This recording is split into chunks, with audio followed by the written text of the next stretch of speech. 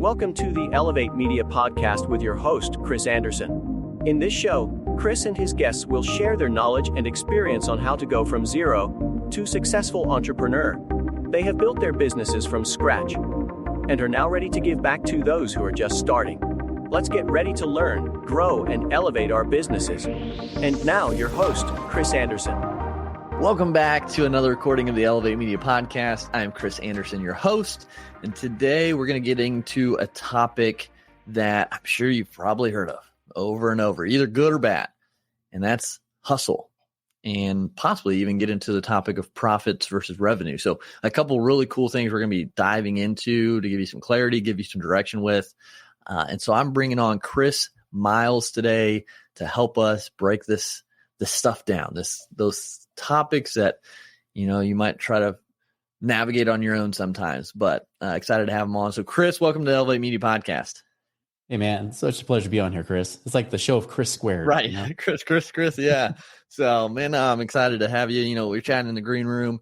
Chris Miles, not myself. I'm not going to talk about myself in the third person, but Chris just finished and ran the New York Marathon not too long ago. So if you guys are familiar with that, it's a pretty cool thing. And we were just talking about our running and things of that nature. So, and how it's such a mental game a lot of the times, running a marathon, you can train and you never know what might happen. You might not expect the hills.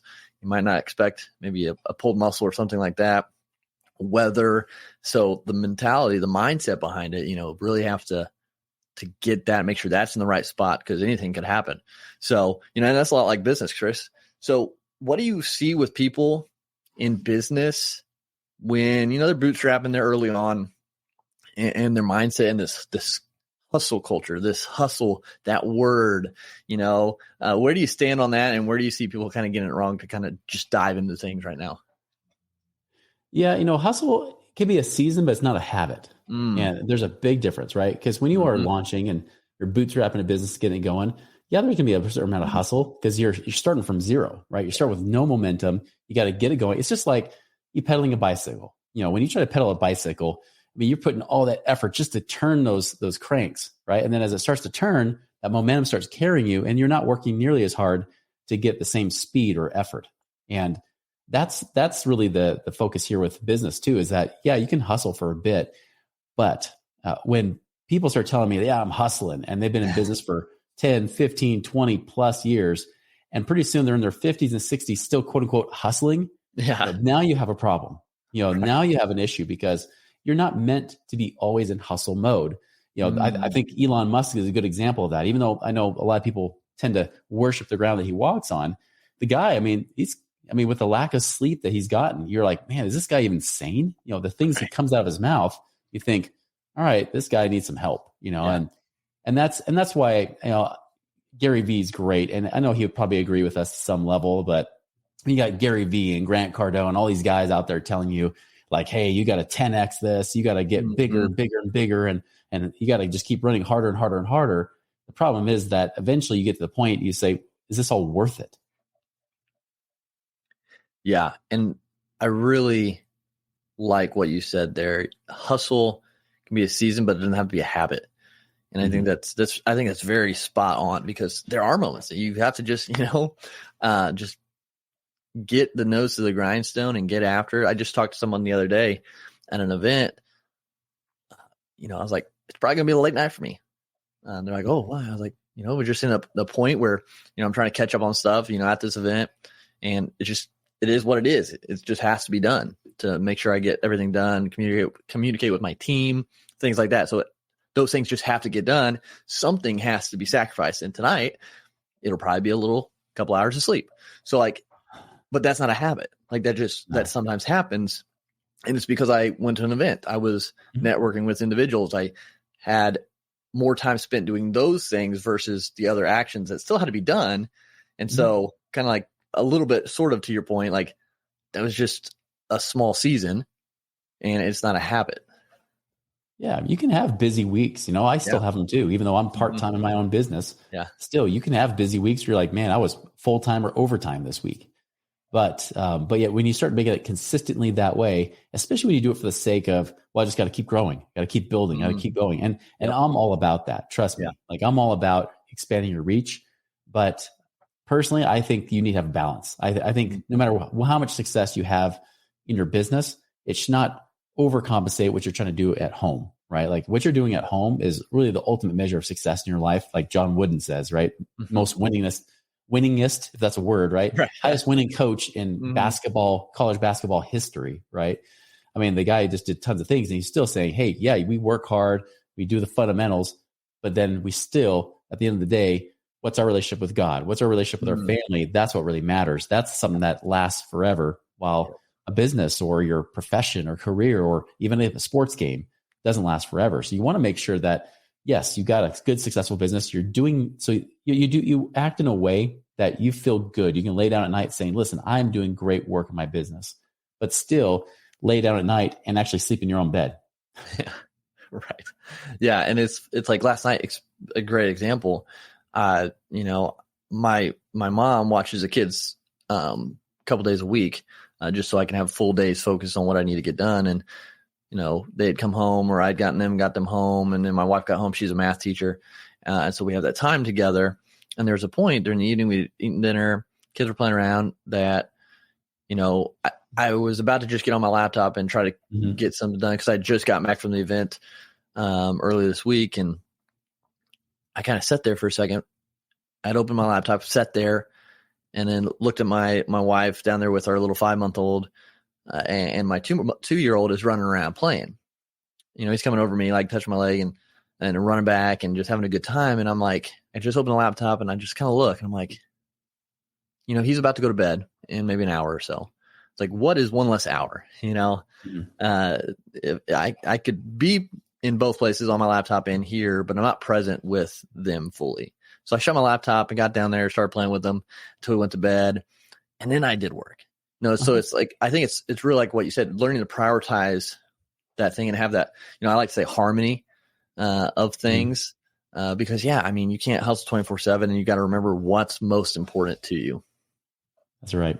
Yeah. I've been in that situation many, many times. And I'll tell you, it's even harder today because, you know, before I only got emails on my computer, right? So I couldn't access it from a phone because I had my flip phone, you know, or, you know, the pre-smartphone era.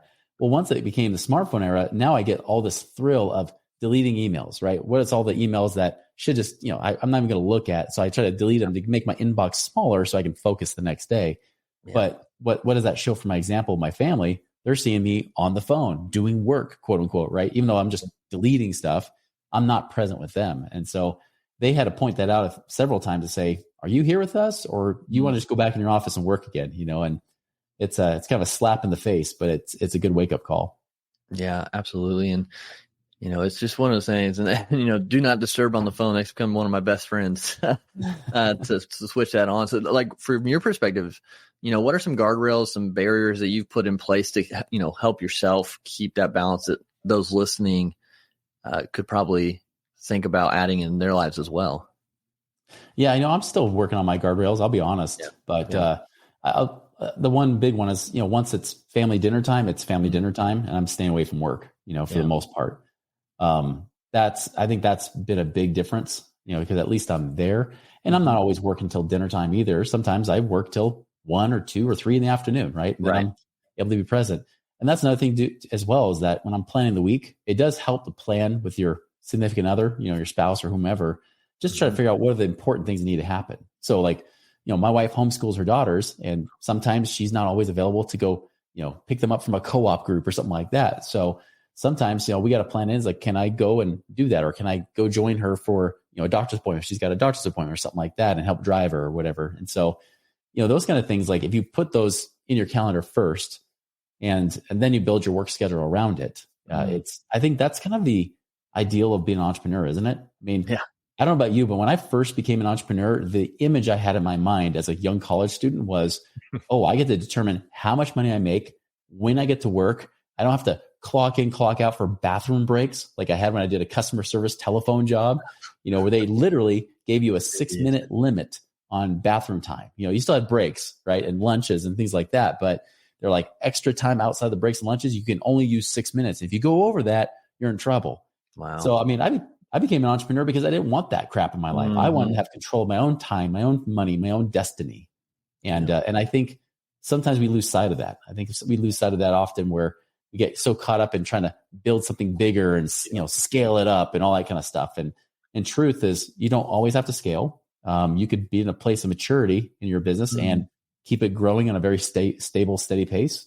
You could even just stop growing it. You could just kind of hold steady, or you can scale it. It's just there. But if you scale, it doesn't necessarily mean that you have to waste all your time and be working 60, 80 hours a week. Yeah. I think, especially as you mature and get that position, being able to delegate and bring people on to do other tasks, frees up more time. And like I'm with you. Like one of the reasons I wanted to start a business, do entrepreneurship, and, I've been in it, just a handful of years, coming up on 3 years now, as this episode's recorded. But I got tired of people telling me what my time was worth, how much money I could make, and what I could do with my time. And so I'm kind of right there with you. But that's a great point. Like you don't always have to be scaling. There's that, like you said, moment of maturity where you can just kind of keep it where you're at.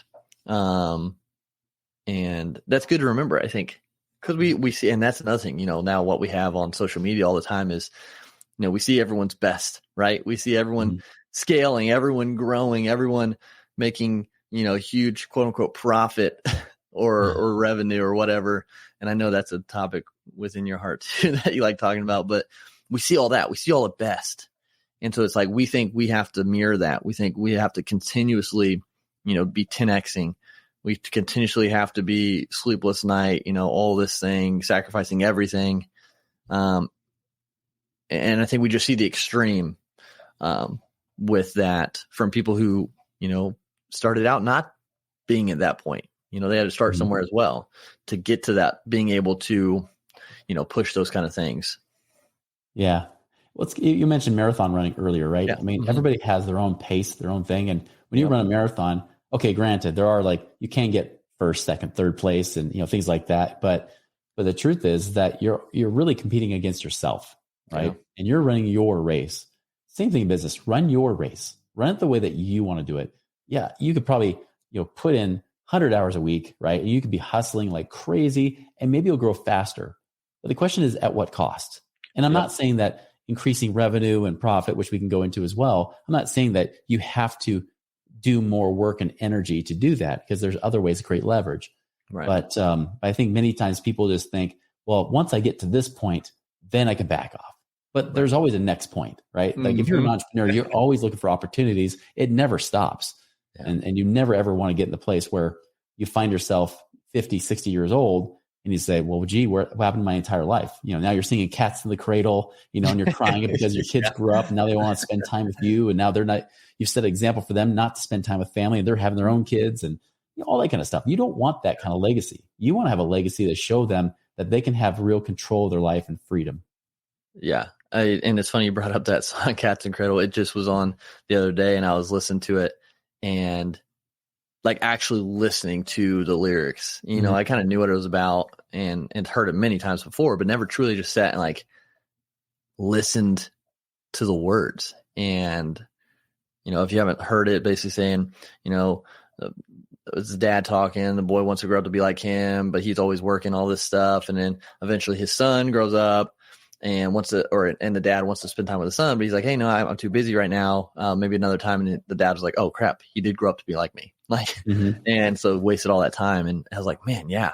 And it just reminds me if I didn't have kids, if I didn't have a family, sure, I could probably hustle and be 10X farther than I am right now. But I do have a family and I do have kids and they're blessings and such a joy. And so, maybe my journey is going to be a little bit slower and that's okay.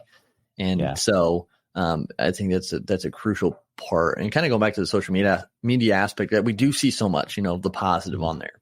We see people, I make $100,000 a month, or, I make 6 figures, 7 figures, whatever. And, and I've been there, I tell people we have a 6-figure agency, but I also tell people that's gross profit, or that's gross. It's not like, that's not profit. That's not the end all what we bring in, because we have people we pay and things like that. So like, when you're looking at people who are talking about those things, like first, I guess for those who might not know the difference between the profit and the revenue.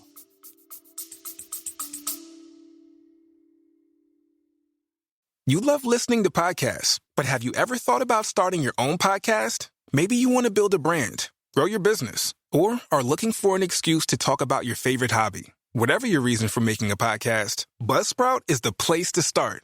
Since 2009, Buzzsprout has helped over 300,000 people launch their own podcasts. Buzzsprout walks you step by step through the whole process and will give you powerful tools to start, grow, and monetize your podcast. Ready to get started? Click the link in the show notes to get our free step-by-step guide to starting your podcast today. Yeah. I mean, revenue is like, if you've ever worked a job, it's your gross paycheck, Mm-hmm. Yep. but your profit is actually what you take home after they take out taxes and everything else, right? It's the same thing in business. It's revenue is like the top line, like what is it you actually brought in income, but then the profit is what do you actually take home? Yeah. And there's a big difference. I'll tell you, one of the fallacies, one of the myths that's in business is that you got to always quote unquote reinvest in your business, right? Now, I'll tell you, like, even though I teach about investing and, passive income and things like that, I'm one of the first people to tell you that your business, especially early on, is probably your best investment, right? Because you can make more money there than just about anywhere. That being said, the problem is that if you get to this point of always quote unquote reinvesting your business, which is just another word for saying I'm spending money in my business and have zero profit, always doing that, you will always be in your own rat race. It doesn't matter if you get to 8 figures, you get to your multiple comma club and all that kind of crap that you have people, trying to promote you for, and people are like, yes, I did it. I hit 1 million or 100,000 or 10 million or whatever. Nobody cared. I mean, at the end of the day, you shouldn't care, because what really makes a difference in your life is what kind of freedom do I have? What did it actually buy me my time back? Or did I just get a really, really good paying job? Right. And if you're always reinvesting money back in your business, you're always spending money. That means you have nothing at home. And that means your spouse is going to hate you, because they're going to say, man, like, yeah, you're making all this money. Sure, on social media, you're posting all this stuff that makes it look like you're successful. But at home, I'm trying to figure out how to live on a tight budget, and that's a scary thing. Even, I go to a lot of mastermind groups. There's a lot of real estate investors and whatnot. I call them real estate investors, but really they're real estate business owners, right? They're those that will do certain types of strategies in real estate that are a business. They're very full-time. And they'll talk about all the time how they'll make millions of dollars doing that kind of thing. And they'll have big teams and everything else, and they'll brag about it. But at the end of the day, if that business were shut down, say that there's another pandemic and they called your business a non-essential business, if you remember that, they shut you down, I guarantee they're just as broke as everybody else, because they didn't bring that profit home. So the key is, what do you actually bring home in profit? What do you actually have that's left over? I learned this firsthand in 2015. And sadly, I had to go through a divorce to learn it. And it kind of ties in with time, because up to that point, I was probably working on average about 50 hours a week in my business. I was hustling, right? And grinding away in my business here, Money Ripples and stuff. And I was going speaking at this and that and doing all these things. And then as I was going through my divorce, emotionally, even though I had more than enough time, because like you said, now I'm single, so to speak, right? And I don't have my kids all around all the time. I was depressed. Because I didn't have my kids around all the time. And I read a book by Mike Michalowicz. I recommend 2 books by him. One is called The Pumpkin Plan, which talks about, really how to focus on those prize winning pumpkins within your business. And then the second one's called Profit First, which is talking about how to pay yourself first, pay your wage. Then you can reverse engineer to figure out what expenses you have to spend each month. So it's versus, like, most people are revenue minus expenses equals profit. That's what most people do. Right. He says, no. It's basically take a profit minus revenue, equals expenses you can spend, right? Or really revenue minus profit, or, equals expenses. Right. Very different mentality. It's a slight change there, but it makes all the difference. Yeah. And I love that, because I haven't read that book, but that's something we basically had come to like figure out as we've been going. It's like, okay, if we're not giving ourselves like what we need, to live on and to save and to be able to donate, like, we're going to be super stressed. We're going to be super anxious. We're going to be, in that mindset there. So take what we need. Obviously we're not going to be taking bukus of extra dollars right now, but take what we need a little bit more so we can live, comfortably, be fine. And then, then like what you're saying, then, okay, this is what we have left, make it work with that until we can continue to, that will slowly trickle upwards. So I love that method. Yeah. The hardest you'll ever work in your business is when you need the money, right? And it's always the hardest to get people to pay you when you need the money. I call it business breath, right? Is you just reek of it, like you stank of it. And you always know, because if you ever go to those networking groups where someone's like throwing out their business cards left and right to everybody, it's like Chinese stars are thrown around the room, like it's true. Like they're just like, they're so desperate. That desperation energy drives business away, and you'll work 5 or 10 times harder than if you're able to relax and say, you know what, I honestly don't need this one customer or this one client, but I know I can help them. When you come from a place of service and you come from a place of it's about them versus about you, it's amazing how people will start to say yes more often, and you won't have to sell as much. And that's what happened with me. Like when I was going through that divorce, I started like analyzing all the activities I was doing in a daily basis. And I was realizing like all these networking groups I was going to locally, even though because of social media, my podcast and everything else, I don't need local groups. In fact, I'm already nationwide or worldwide with my podcast. Why am I going to all these networking groups to try to make myself feel better by speaking to a bunch of live people? And so I realized when I looked at and analyzed what in my business was like the best ROI of my time and money, it was my podcast. I noticed that my podcast, or being on other people's podcasts, thank you very much, is often the best ROI of my time and energy. And so when I realized that 80-90% of my business came from that, I was like, well, cut out all the live stage speaking, all that stuff that, fills my ego, but doesn't fill my bank account, cut that stuff out. And then I started to do that. I was working 5 or 10 hours a week instead of 50, but that next year, my revenue doubled. But more importantly, my profit octupled, like it 8x'd that next year. So I made more money. Profit was way higher because I wasn't spending money doing this, that, and the other. I was just focusing all my dollars on what works. And I know you talk about this in media too, because, someone could, I've done this before. You try to like do Instagram, TikTok, YouTube, Facebook, LinkedIn, and we're throwing money all over the place. And then we had to get to the point saying, what's really the one or maybe 2 channels that really drive the right people to us? We say, well, great, cut it all out, focus all those dollars there, like double down on the thing that works, get rid of everything else that doesn't work. I think that's a great thing to realize. And for those listening, if you're listening right now, like take it to heart, like truly like put your ego aside and see what's truly benefiting your business, and, decide that's what you want to focus on. And I think the ego, man, that really can get us in trouble or hinder us or block us even from that growth like you just shared. Instead of trying to do it all, just do what's the best for the people you're trying to help. Because if you can't show up, if you're trying to show up everywhere, and that lowers your ability to do so at a high level, then you're disservice to that audience. So if you can like hone into 1 or even maybe 2 and just get really, really good at that and have a really, really good, clear message there, you're going to serve better. You're going to help more people. And it's going to be a benefit. And then eventually, as you grow and scale, you're going to have the means and the people to expand into the other platforms and help even more people then. Exactly. So why do people get that so wrong with the revenue and profit? Do you think it's just poor education? Do you think it's just kind of, I guess why do people get that so wrong? I think it is ego to some level. It doesn't, you mentioned earlier, right? When people are posting like, I made 100,000 this month or whatever, right? Now they didn't tell you what they made the next month, where it might've been like 3,000 or 4,000, right? Or whatever it might be, it's kind of like again, I'm not bagging on network marketing, right? But I've had a lot of clients in there, plus I have family members in there too. And they've made good money in that kind of business, but they'll always talk about the highest watermark of the check they made. They won't talk about the average, right? They won't talk about the bad months. Like for example, when you were talking about that, it brought up a memory for me where I remember one of the speakers I had at one of my events, she told me off to the side, she's like, I had a $50,000 month. Now to that point, if I hit 10, 15,000, I was pretty thrilled. If I hit 20,000, I was amazed. But then like that for me, like that next month was, why not me? Why can't I hit 50,000? And so I hit 50,000 next month, right?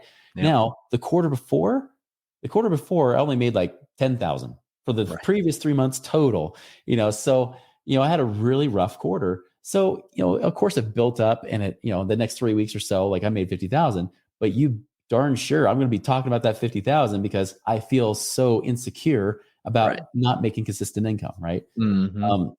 And I get it. So it's a rough place to be, but that's why you focus on profit, because, like my business, like my company, I make multiple seven figures, but the thing is I have more profit than a lot of companies that might make $10 million, Yeah. and I don't use that as like a badge of honor. I don't even brag about it publicly, but for myself personally, that's what gives me peace of mind. Is that knowing that we have to have positive, we got to have profit, because I don't want to make $10 million and spend 11 million. That's called bankruptcy, right? Yeah. That's what happens to sports players. That's what happens when they make all that money and then they go broke, and you're like, how do you go broke making tens of millions? Easy. You just spend $1 million more than what you made. That's it. Business is no different. You want to have that extra profit, because within that profit is your freedom. You can buy your freedom back with that profit. Like you were saying, you could go in and invest in, whether it be companies or consultants to help you leverage your time and get better results to drive up revenue more. You can hire the key employees that take tasks and thing off your plate, where if you're just starting out, you may not have a single dime to pay anybody else but yourself. Yep. And so getting that profit is what allows you to buy freedom. So the focus there, don't even worry about the top line as much. Top line is important, but the profit, the bottom line, that right there is your key to freedom.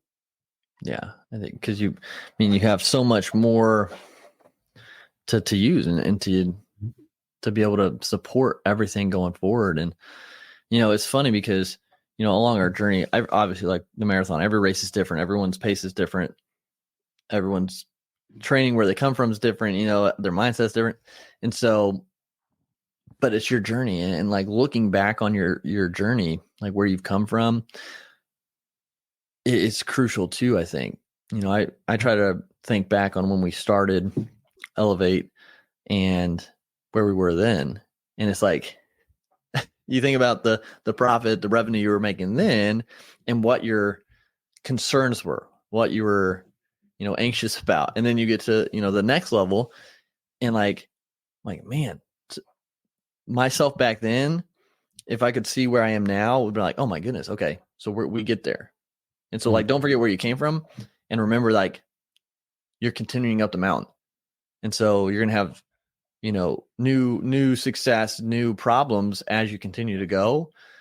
But remember, like, what it took to get there and where you started, because we get in the moment and like, I wish I was, farther up there. And we forget, the steps we had to take to where we are now and how big of success that is in general. Yeah, exactly.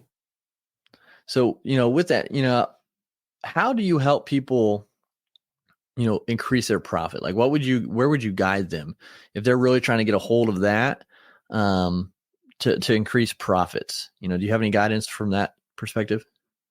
Yeah. Like I mentioned, those books, Profit First, as well as the Pumpkin Plan, which talks about really what activities to really focus on in your business. The reason they call it the Pumpkin Plan is because, have you ever seen those prize winning pumpkins that are humongous that are on the news? Yep. They talk about how they actually grow those pumpkins. And you got to keep chopping off the little pumpkins so that the vine feeds this one giant pumpkin. And that's one of the big things I would look at, is look at the activities, look at the money that's being generated from that specific activity. Is that, that activity from, online sales versus in-store sales, saying you're a brick and mortar business, right? And, how much is coming from there? How much do you spend in marketing to do that, to get that kind of money? Because even if it gives you the highest revenue, if you spend more money to get it and it's not profitable, you might question that system and say, why am I still doing this? Right? Like, why is that really the thing that I'm putting my effort and focus into? Like my business as well, I did the same thing, where we have two arms of our business, two things that we do better than anybody else, right? Like we do great in helping consult people one-on-one for creating passive income. And then we also have this strategy we teach with infinite banking, using like this life insurance as a tax-free supercharged savings account to build up cash, right? And use that to invest and things like that. Well, I started realizing pretty quickly that our most profitable thing was actually on the insurance side versus the one-on-one consulting, because that took more time and effort and expense, right? Where the insurance side wasn't as much. And so we started aligning that, because we started having marketers say all the same thing. They're like, yeah, but why don't you lead with the insurance piece? I said, oh, we're not insurance. We're not like insurance guys. That's not our thing. We're all about financial freedom, passive income, like Rich Dad, Poor Dad, but actually applied. Yeah, but this is easier for more people to do anyways, because it's a lower price point, a lower point of entry for people. Why don't you offer that? And so all of a sudden, just in the last few months, we said, all right, well, instead of making these two different things that we're promoting, why don't we line them up and make it like a funnel instead? And it's amazing how all of a sudden things just clicked and worked. So the same thing that happens in your business. There are things that maybe you aren't seeing. Maybe you need an outside perspective to look at it and really see where the opportunity is. Where do I get the best return on my time, energy, and or money in that business? Absolutely. And that's a great way to look at it. And, you got to invest in certain things. So it all goes back, you have profit, maybe you have a little bit to invest. Where would you recommend people to first invest if they had a little extra to help them kind of get going? Would it be a mentor coach? Would it be just books? Would it be courses? Like, where's your guidance with that? It depends on what phase you're in, right? I mean, I'll tell you, like there's times I've hired coaches to help me with my business. And sometimes I'm like, where were you 10 to 11 years ago when I was starting, right? I know back then I'd be like, oh, I'm so tight. I'm trying to keep every dollar I've got just to, feed my family and everything else. Right. I don't have like 10, 15 grand laying around to hire somebody. Well, find a way to do it. If I could have done that and shortened that time frame, right, of success and doing the right habits early on versus doing bad habits, getting bad results, wasting money and wasting time and effort when I could have been doing it right the first time. I tell people all the time that ignorance is more expensive than education, right? Yeah. If you really think about it, you pay a lot more for ignorance and not doing the right things than you do for doing it right the first time. Yeah. So I definitely recommend finding, someone to help you in whatever you're trying to achieve. Like people when they hire us, they don't hire us really from the business side as much because I used to do that, but then I realized I didn't like it that much. I didn't like looking at people's P&Ls. It was boring to me. But I love talking about investing and creating passive income with like real estate and things like that. And so, if you're looking for that right coach, make sure it's somebody that aligns with what you're trying to accomplish, right? Don't hire a marketing coach if you need operations, don't hire an operations coach if you need marketing and sales, like those kind of things. Like you really just focus on where you put that effort in the education and training. And yes, there's plenty of free stuff like this show right now you can consume, but at some point it's got to get to how do I apply this in my life and make it work? Yeah. Absolutely. I agree with you on that 100%. So Chris, this has been awesome. Time's flown and it's just so many good nuggets that you've provided the audience and I'm appreciative of that.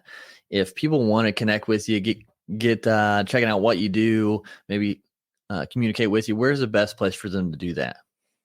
Yeah, you can visit our website, moneyripples.com. You can go there or you can follow our podcast, which is called, surprisingly enough, the Money Ripples Podcast. So you can go follow that as well. Awesome. Yeah, everybody make sure you get connected with Chris, check all that out. And Chris, thank you so much again for being on the Elevate Media podcast today and sharing your expertise. It's been an honor. Thank you so much, Chris. Thank you for listening to the Elevate Media podcast. Don't forget to subscribe and leave a review. See you in the next episode.